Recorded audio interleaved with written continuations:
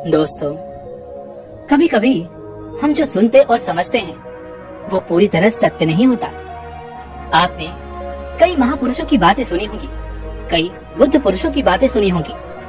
जब भी आप उनकी बातें सुनते हैं तो आपके मन में एक प्रश्न उठता है, और वह प्रश्न यह है, क्या हमारा सांसारिक जीवन जीना व्यर्थ है?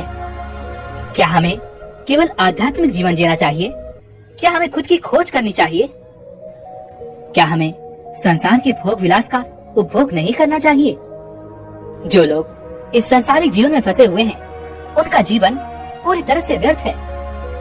किसी को अपने माता पिता के लिए धन कमाना है, तो कोई अपने परिवार को सुखी देखना चाहता है, कोई अपने बच्चों की चिंता में पीड़ित है, तो कोई अपने लिए कुछ करना चाहता है, नाम कमाना चाहता है, कोई अपनी प्रेमिका को खुश रखना चाहता है, कोई अपने प्रेमी को पाना चाहता है, कोई राजनीतिक बनना चाहता है, तो कोई राज करना चाहता है, कोई साधारण जीवन जीना चाहता है।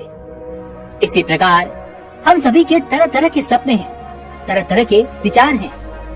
हम सभी को अपने जीवन में कुछ न कुछ तो चाहिए ही, परंतु ये सभी बुद्ध पुरुष जब हमारे सामने आते हैं तो हमारे इन सपनों को तोड़ मरोड़ के रख देते हैं। जब वह कहते हैं कि सांसारिक जीवन व्यर्थ है और खुद को जानो, खुद को पहचानो, आध्यात्मिकता की राह पर चलो, तब उस वक्त हमारे मन में, हमारे मस्तिष्क में तरह तरह के विचार उत्पन्न होने लगते हैं। तब हमें ये समझ नहीं आता कि आखिर हम सांसारिक जीवन जिए या फिर आध्यात्मिक जीवन, आखिर हम क्या करें?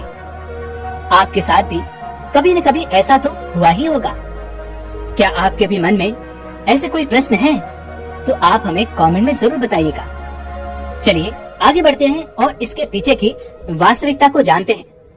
वास्तविकता तो यही है कि आप उन बुद्ध पुरुषों की बातों को अच्छी तरह से समझ ही नहीं पा रहे, क्योंकि वो कहना कुछ और चाहते हैं और आप उनकी बातों का मतलब कुछ और ही निकाल रहे हैं। आप उनकी बातों से कुछ और ही समझ रहे हैं।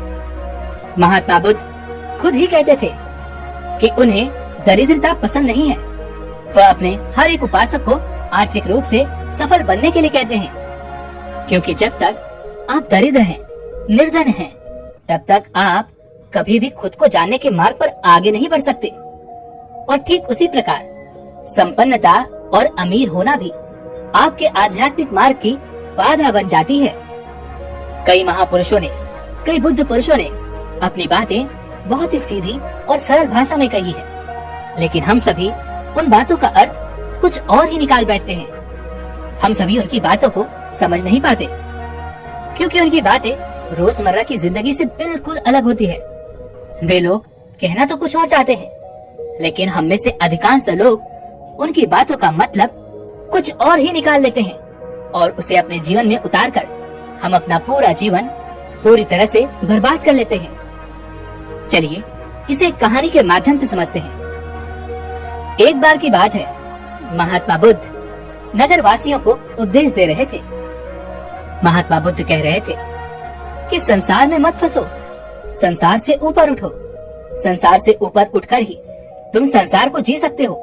संसार में जो फंस गया, जिसने अपनी बुद्धि और विवेक का इस्तेमाल नहीं किया और बुरे कार्यों में लिप्त हो गया, वह आने वाले समय में भयंकर दुख भोगेगा, क्योंकि उसके कर्म ही उन दुखों का कारण बनेंगे। इसलिए आप सभी इस संसार की मोह माया अर्थात इच्छा, लालच, क्रोध इत्यादि को ध्यान पूर्वक देखते हुए अपने कर्म करें। इतना कहकर महात्मा बुद्ध ने अपना उपदेश समाप्त किया और वहाँ से वह चले गए। महात्मा बुद्ध जब ये उपदेश दे रहे थे तो वहाँ पर उस नगर का सबसे धनी व्यक्ति वहीं पर मौजूद था, और उस व्यक्ति पर महात्मा बुद्ध की बातों का बहुत गहरा असर पड़ा। उसका मन अब संसारी जीवन में नहीं लगता था, वह संसारी जीवन से हटने लगा था। अब उसे अपना सब कुछ किया हुआ व्यर्थ नजर आने लगा था। देखते ही देखते अब उसका सारा व्यापार चौपट होने लगा था। उस धनी व्यापारी के परिवार के सभी सदस्य उसे इस तरह से देखकर बहुत चिंतित रहने लगे थे, और जब भी कोई उससे बात करने की कोशिश करता तो वह धनी व्यापारी एक ही बात कहता, ये धन दौलत तो सब बेकार की चीजें हैं, ये सब तो मोह माया है, सब बेकार है। भला हम रिश्ते निभाकर क्या करेंगे? यह सब तो वासना है। जीवन तो केवल एक ही है और वह है मुक्ति। अब तो केवल उसी की आस है, उसी की प्यास है। मैं इतना समझ चुका हूँ कि अब से जो भी होगा वह सब अच्छा होगा। अब से उसने व्यापार पर भी ध्यान देना बिल्कुल बंद कर दिया था और देखते ही देखते वो धनी व्यापारी उस नगर का सबसे गरीब व्यक्ति बन चुका था। वह पूरी तरह से निर्धन हो चुका था। उसका सब कुछ बर्बाद हो चुका था और उसका पूरा परिवार सड़क पर आ गया। एक दिन जब उसके घर में खाने के लिए कुछ नहीं बचा तो उसने अपने आप से कहा, ये मैंने क्या कर दिया? सब कुछ तो बहुत अच्छा चल रहा था, लेकिन मैंने अपने हाथों ही सब कुछ बर्बाद कर दिया।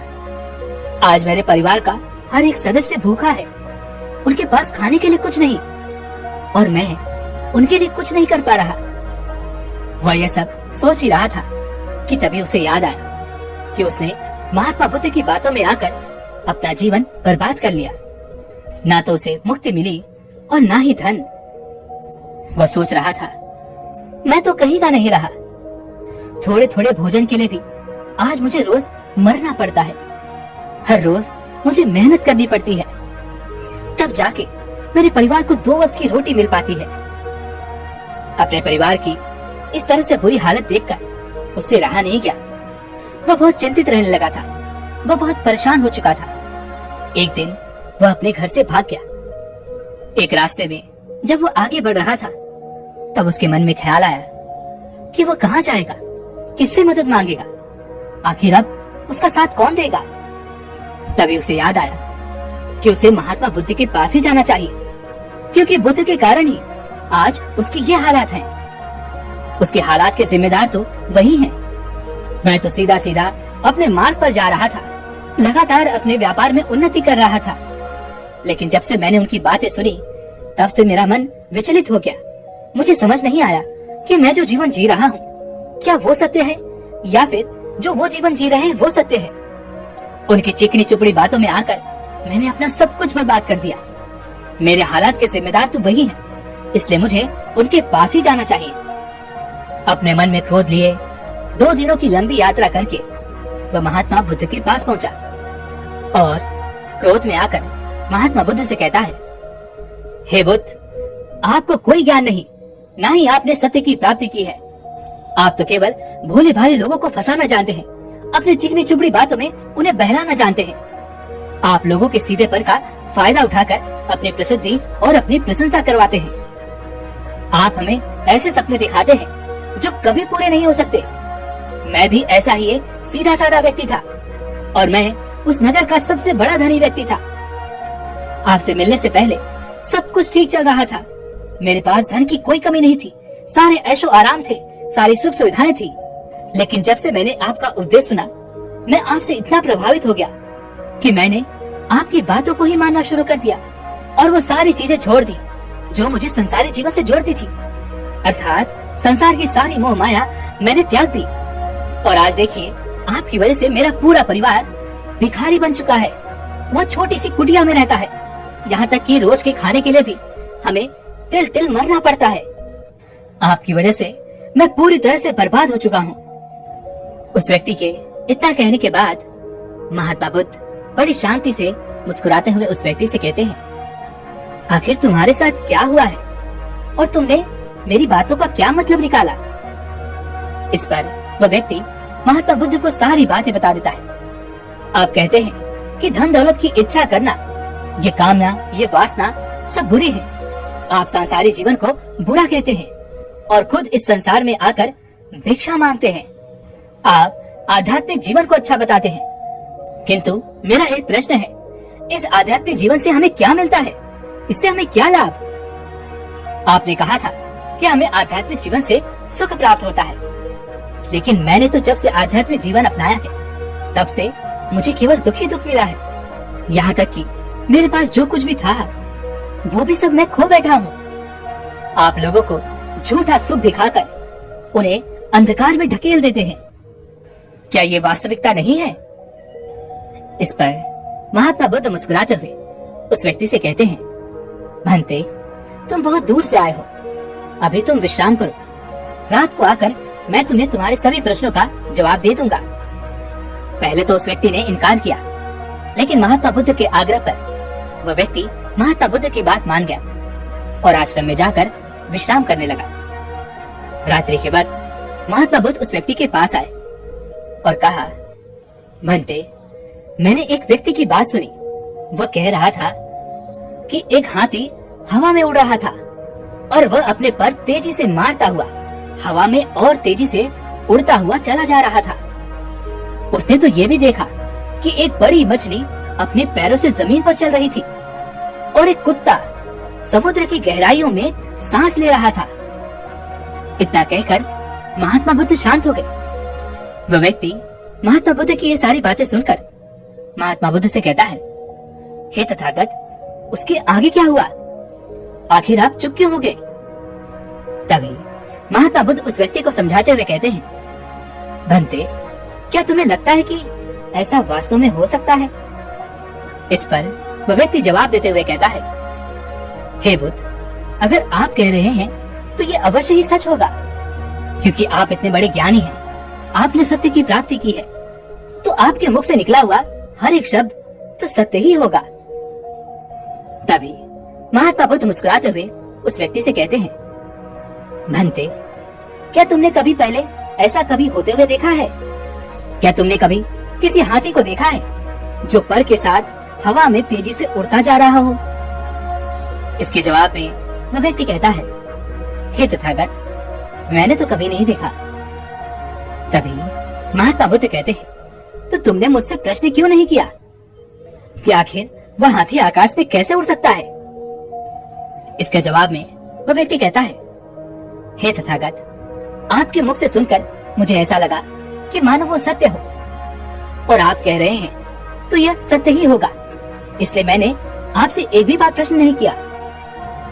तभी महात्मा बुद्ध उस व्यक्ति को समझाते हुए कहते हैं, भंते, कभी किसी की बातों पर मत जाना, बल्कि खुद विचार करो, स्वयं सोचो कि उस बात में कितनी सच्चाई है।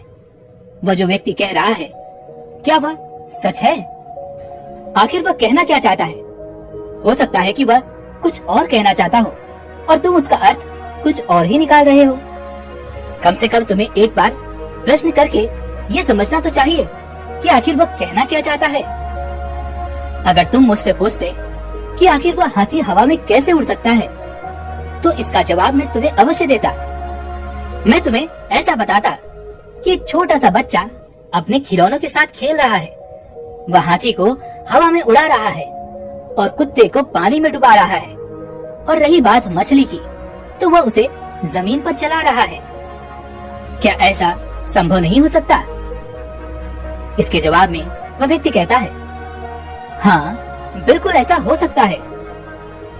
आगे महात्मा बुद्ध उस व्यक्ति को कहते हैं, इसी प्रकार मैं कभी किसी को निर्धन या दरिद्र होने के लिए नहीं कहता। निर्धनता या दरिद्रता तुम्हारे विकास में बाधक बन जाती है, जिससे तुम और कुछ नहीं सोच पाते, ना ही कुछ समझ पाते हो। इन भिक्षु संघ को देखो, जब इन्हें भोजन की आवश्यकता होती है तो यह भिक्षा मांगने के लिए निकल पड़ते हैं, लेकिन यह भिक्षा कहाँ से आती है? इसके जवाब में वह व्यक्ति कहता है, हे तथागत, हर कोई रोज मेहनत करता है ताकि उसके परिवार का पालन पोषण हो सके, और जो वो मेहनत करता है उसके बदले में उसे कुछ पैसे मिलते हैं। उन पैसों से वह भोजन खरीदता है, और वही भोजन वह आपको भी सौंपता है, और वहीं से भिक्षा आती है। तभी महात्मा बुद्ध उस व्यक्ति से एक और प्रश्न करते हैं, भंते, ये बात तो सत्य है, लेकिन तुम क्या मुझे ये बता सकते हो कि आखिर ये धन कहाँ से आता है? इसका जवाब देते हुए वह व्यक्ति कहता है, हे तथागत, धन तो सभी लोग अर्जित करते हैं, सभी कमाते हैं। तभी महात्मा बुद्ध उस व्यक्ति को समझाते हुए कहते हैं, ठीक इसी प्रकार दुनिया में यदि हर कोई भिक्षा मांगने लग जाए तो आखिर भोजन कहाँ से आएगा? अनाज कौन उगाएगा? व्यापार कौन करेगा? और लोगों की रक्षा के लिए धन कहाँ से इकट्ठा होगा? लोगों की जरूरतें कैसे पूरी होगी? यह सुनकर वह व्यक्ति थोड़ा सा अचरज में पड़ गया। और महात्मा बुद्ध से कहता है, किंतु हे तथागत, आप ही तो कहते हैं कि मनुष्य की इच्छा, कामना और वासना, लालच और क्रोध, ये सभी मनुष्य के विकार है और हमें इनसे दूर रहना चाहिए, तभी वह आत्मज्ञानी कहलाता है। तभी महात्मा बुद्ध कहते हैं, भंते, मैं तो अभी भी यही कह रहा हूँ कि मनुष्य को इन सब चीजों से दूर रहना चाहिए। इस पर वह व्यक्ति महात्मा बुद्ध की बात काटते हुए कहता है, हे तथागत, पर दुनिया तो इसी पर चल रही है। इसके बिना भला ये संसार कैसे चल सकता है? हर किसी को पैसों की जरूरत है। बिना पैसों के वह अपने परिवार को नहीं चला सकता, वह अपने परिवार का पालन पोषण नहीं कर सकता, वह अपने परिवार के लिए भोजन नहीं ला सकता, और यदि वो पैसे नहीं कमाएगा तो वह भूखा मर जाएगा। तभी महात्मा बुद्ध कहते हैं, भंते, ये संसार इन चीजों से नहीं चल रहा, इन चीजों से बिगड़ रहा है। इस पर वह व्यक्ति कहता है, हे तथागत, आखिर आप क्या कहना चाहते हैं? मैं आपकी बात समझ नहीं पा रहा। संसार में इच्छा, कामना, वासना और क्रोध ही तो है, और जब हम इनका त्याग कर देते हैं तब हम आध्यात्म के मार्ग की ओर आगे बढ़ते हैं, अर्थात मुक्ति के मार्ग पर, यानी कि हम सन्यासी के मार्ग पर चलते हैं। इस पर महात्मा बुद्ध जवाब देते हुए कहते हैं, भंते, तुमने जो कुछ कहा वह भी एक बहुत बड़ा सत्य है। इच्छा, कामना, वासना और क्रोध, ऐसी ही बुरी भावनाओं को छोड़ देने से हम संसार छोड़कर सन्यासी हो जाते हैं, और इन्हीं सभी चीजों को छोड़कर भी हम संसार में जी सकते हैं, धन कमा सकते हैं, मान, पद, प्रतिष्ठा और सम्मान कमा सकते हैं, क्योंकि हम सब अपना कर्म ही तो कर रहे हैं। एक किसान खेती करता है, पर वह अपनी खेती बिना बुरी भावनाओं के भी कर सकता है। एक व्यापारी व्यापार करता है, और इस व्यापार में चीजों को यहाँ से वहाँ पहुँचाना होता है, और वह व्यापारी इन चीजों को बिना बुरी भावनाओं के कर सकता है। ठीक उसी प्रकार एक राजा भी अपनी प्रजा की रक्षा करता है, और वह भी अपने कर्म बिना किसी बुरी भावना के कर सकता है। और एक भिक्षु इन सभी लोगों को सही प्रकार और सही कार्य करने के लिए मार्गदर्शन करते हैं, जो उस भिक्षु का कर्म है, जो उसका कार्य है। और जो व्यक्ति जागृत होकर अपने कर्मों का सही पालन करता है, वास्तविकता में वही सन्यासी है, वही भिक्षु है, क्योंकि हम जो भी कर्म कर रहे हैं वह हमारा इस संसार में रहने के लिए, जीवित होने के लिए, जीवन जीने के लिए केवल एक माध्यम मात्र ही है। उसे छोड़कर हम कुछ भी नहीं पा सकते, और हमारे सभी कर्म करते हुए हमारा मुख्य उद्देश्य जागृत होना है, खुद को पहचानना है, खुद को जानना है। एक बार यदि हमारे भीतर ज्ञान का उदय हो गया, तब हम चाहे जो भी करें, वो फिर संसारी हो या सन्यासी, सब एक ही होते हैं। इस पर वह व्यक्ति महात्मा बुद्ध से कहता है, हे बुद्ध, किंतु मैंने तो देखा है कि आप अपने संग में उन लोगों को भी शामिल कर लेते हैं जो लोग अपने परिवार को छोड़कर आए हैं, अपने माता पिता को छोड़कर आए हैं, अपने बीवी बच्चों को छोड़कर आए हैं। क्या आप उनसे कभी यह कहते हैं कि जाकर अपनी जिम्मेदारियां पूरी करो, जाओ अपनी जिम्मेदारियां संभालो और धन कमाओ, और वहीं पर रहकर तुम आत्मज्ञान प्राप्त करो? उस व्यक्ति के प्रश्न का जवाब देते हुए महात्मा बुद्ध कहते हैं, भंते, क्या तुम हाथी को हवा में उड़ा सकते हो? इसके जवाब में वह व्यक्ति कहता है, नहीं, मैं नहीं उड़ा सकता। तभी महात्मा बुद्ध कहते हैं, केवल एक बच्चा ही हाथी को हवा में उड़ा सकता है। ठीक उसी प्रकार जिस व्यक्ति को जो बनना है वो तो वो बनकर ही रहेगा। जैसे किसी व्यक्ति को राजा बनना है तो वह राजा बनेगा, किसी व्यक्ति को व्यापारी बनना है तो वह व्यापारी बनेगा। ठीक इसी प्रकार यदि किसी व्यक्ति को आत्मज्ञान की प्राप्ति करनी है तो उसे सब कुछ तो त्यागना ही होगा। आगे महात्मा बुद्ध उस व्यक्ति से कहते हैं, भंते, क्या तुम सब कुछ छोड़कर आत्मज्ञान के मार्ग पर आगे बढ़े थे, या फिर तुम ये सोच रहे थे कि इस रास्ते पर चलकर जीवन आसान हो जाएगा, जो होगा सब अच्छा होगा, सब कुछ अपने आप ही मिलने लगेगा, मुझे तो कुछ करने की आवश्यकता ही नहीं पड़ेगी। सारे दुख, दर्द, सब कुछ समाप्त हो जाएगा और जीवन में चमत्कार होने लगेगा और अंत में मुक्ति भी मिल जाएगी। महात्मा बुद्ध की यह बात सुनकर उस व्यक्ति को अपनी गलती का एहसास हो गया। वह तुरंत ही महात्मा बुद्ध के चरणों में गिर पड़ा और कहने लगा, हे तथागत, आप सत्य कहते हैं। मैंने तो कुछ ऐसा ही सोचा था, क्योंकि मेरा व्यापार सही नहीं चल रहा था, तो मुझे लगा कि सब कुछ छोड़कर सब मिल जाएगा। मुझे कुछ करने की आवश्यकता ही नहीं पड़ेगी और मेरे सारे दुख दर्द हमेशा हमेशा के लिए खत्म हो जाएंगे और मैं आत्मज्ञान भी प्राप्त कर पाऊंगा। तभी महात्मा बुद्ध उस व्यक्ति से कहते हैं, भंते, भिक्षु हो जाना कोई आसान बात नहीं है। इसके लिए सब कुछ त्यागना पड़ता है। एक एक चीज जिसे तुम बहुत प्रेम करते हो, वो सारी चीजें तुमसे एक एक करके दूर हो जाती हैं। तो क्या तुम भिक्षु बनने के लिए तैयार हो? क्या तुम सब कुछ छोड़कर आध्यात्म के मार्ग में आगे बढ़ना चाहते हो? इसके जवाब में वो व्यक्ति कहता है, हे तथागत, मुझे मेरी गलती का एहसास हो चुका है। मुझे भिक्षु नहीं बनना। मैं तो व्यापारी ही ठीक हूँ। मैं तो अपने संसारी जीवन में ही ठीक हूँ। परंतु अब भी मेरे मन में एक प्रश्न शेष बचा है। अगर आपकी आज्ञा हो तो वह प्रश्न भी मैं आपसे पूछना चाहूंगा। तभी महात्मा बुद्ध उसे आज्ञा देते हैं। इस पर वह व्यक्ति कहता है, हे तथागत, आप ही तो कहते हैं कि धन नहीं कमाना चाहिए। पद, प्रतिष्ठा, अहंकार हमें दुख की ओर ले जाते हैं और संसार में यही तो है, और क्या है। यदि हमें संसारी जीवन जीना है तो हमें ये सब तो करना ही पड़ेगा। तभी महात्मा बुद्ध मुस्कुराते हुए उस व्यक्ति से कहते हैं, क्या तुम्हें भूख लगी है? इस पर वह व्यक्ति कहता है, हाँ तथागत, मुझे बहुत भूख लगी है। तभी महात्मा बुद्ध उस व्यक्ति को भोजन करवाते हैं। उसे भरपेट भोजन खिलाने के बाद महात्मा बुद्ध उस व्यक्ति से कहते हैं, लो और खाओ, ये सब तुम्हारे लिए ही है।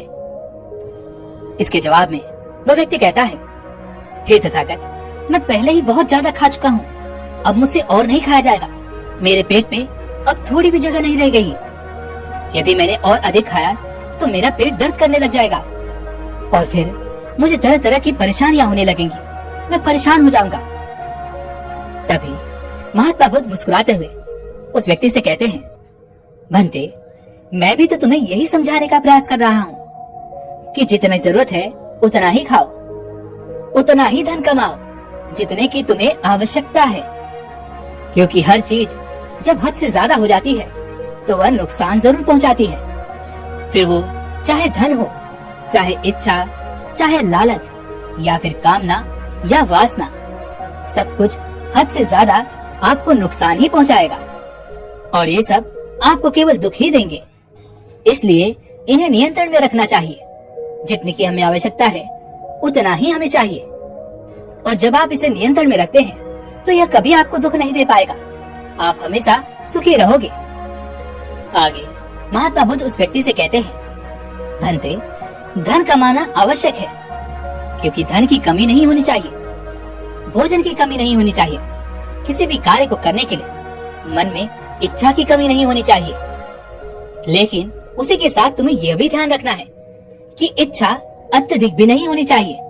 और मैं तुम्हें यही समझाने का प्रयास कर रहा हूँ, मैं तुम्हें यही ज्ञान देने का प्रयास कर रहा हूँ कि मध्य में रहो, न कम न ज्यादा। इसलिए जाओ और धन कमाओ, व्यापार करो, अपने कर्म से न केवल अपना बल्कि दूसरों का भला भी करो। जब तुम अपने किए गए सांसारिक कार्यों से लोगों का भला करते हो तब तुम में और किसी सन्यासी अर्थात किसी भिक्षु में कोई अंतर नहीं रह जाता। बस सभी के मार्ग अलग होते हैं लेकिन मंजिल एक ही होती है और तुम कभी मार्ग से भटक न जाओ। इसलिए ऐसे लोगों की संगत में रहना जो तुम्हें आत्मज्ञान के सीधे मार्ग पर ले चले, जो सांसारिक जीवन से हटकर नए जीवन में प्रवेश करवाएं, क्योंकि वे लोग बुराइयों से लड़ने में तुम्हारी मदद करेंगे, तुम्हें ताकत मिलेगी और तुम लगातार बिना विचलित हुए आध्यात्म के मार्ग पर लगातार आगे बढ़ते चले जाओगे। इतना कहकर महात्मा बुद्ध शांत हो गए। वह व्यक्ति महात्मा बुद्ध को प्रणाम करके कहता है, हे तथागत, आपकी शिक्षाएं तो बिल्कुल अलग है। आप जो कहते हैं उसके पीछे का अर्थ कुछ अलग ही होता है, बहुत सीधा और सरल, लेकिन हम उसे समझ नहीं पाते। आपके पास चमत्कार का आश्वासन नहीं है, पर आपके पास वह मार्ग है जिस मार्ग पर चलकर मैं अवश्य ही आध्यात्म को प्राप्त कर सकता हूँ, जिससे मेरा और लोगों का सभी का भला होगा। हे तथागत, ये मेरी ही गलती थी कि मैंने आपकी बातों का गलत मतलब निकाला और एक व्यापारी होकर भी मैंने अपने कर्मों को छोड़ दिया और यह सोचने लगा कि अब अपने आप ही सब कुछ होगा, सब कुछ अच्छा ही होगा। लेकिन यह सत्य है कि अपने आप कुछ नहीं होता। जब हम हाथ पैर चलाएंगे, काम करेंगे, कर्म करेंगे, तभी हमें फल मिलेगा। जब हम हाथ पैर मारना छोड़ देते हैं तो नदी का बहाव हमें अपने साथ बहा कर ले चला जाता है और तब हमारे हाथों में कुछ नहीं रह जाता। और यही मेरे साथ भी हुआ है। हे तथागत, आज से मैं आपको वचन देता हूँ कि मैं अपना कर्म पूरी ईमानदारी के साथ करूंगा। आपके दिए हुए मार्ग पर मैं पूरी ईमानदारी से चलूंगा। मैं आपको वचन देता हूँ कि मैं एक अच्छा व्यापारी और एक अच्छा इंसान बनकर रहूंगा। मैं आत्मज्ञान के मार्ग पर अपने कर्म करते हुए आगे बढ़ता रहूंगा। इतना कहकर वह व्यक्ति महात्मा बुद्ध को प्रणाम करके वहाँ से लौट गया। दोस्तों, हमारे साथ भी कुछ ऐसा ही होता है। जब हम किसी सिद्ध पुरुष की बातें सुनते हैं तो हमें लगता है कि यह संसारी जीवन व्यर्थ है और हमने जो कुछ भी आज तक कमाया है, जो कुछ भी आज तक कर्म किए हैं, वो सब व्यर्थ है। दुनियादारी की सारी बातें बेकार है। हमें तो आत्मज्ञान के मार्ग पर बढ़ना चाहिए, वही सही राह है। लेकिन हम कभी अपने भीतर नहीं देख पाते कि हमें आत्मज्ञान की कोई जरूरत नहीं है, क्योंकि आज हमारा वक्त बुरा चल रहा है और हमें कोई रास्ता नजर नहीं आ रहा। तब हमें आत्मज्ञान नजर आ रहा है। और जब कल हमारा वक्त अच्छा होगा, हमारे जीवन में सुख होगा, तो आत्मज्ञान कहाँ पर होगा ये हमें ज्ञात नहीं। इसीलिए जो आत्मज्ञान के मार्ग पर चलते हैं उन्हें सुख और दुख से कोई फर्क नहीं पड़ता। उन्हें अपने व्यवसाय से भी फर्क नहीं पड़ता। उन्हें जीवन की झंझटों से भी फर्क नहीं पड़ता। वह तो बस आत्मज्ञान के इस मार्ग पर खुशी खुशी चलते रहते हैं और अपनी मंजिल तक पहुंच ही जाते हैं। दोस्तों, आज की इस वीडियो से आपने क्या सीखा वो मुझे आप कमेंट में जरूर बताइएगा। इसी के साथ में उम्मीद है कि आपको आज की वीडियो भी जरूर पसंद आई होगी। तो इस वीडियो को लाइक और अपने दोस्तों के साथ शेयर जरूर कीजिएगा और साथ ही चैनल को सब्सक्राइब और घंटी बटन को भी जरूर दबा दीजिएगा। चलिए फिर मिलते हैं ऐसे एक और वीडियो में। तब तक के लिए अपना ख्याल रखें। धन्यवाद।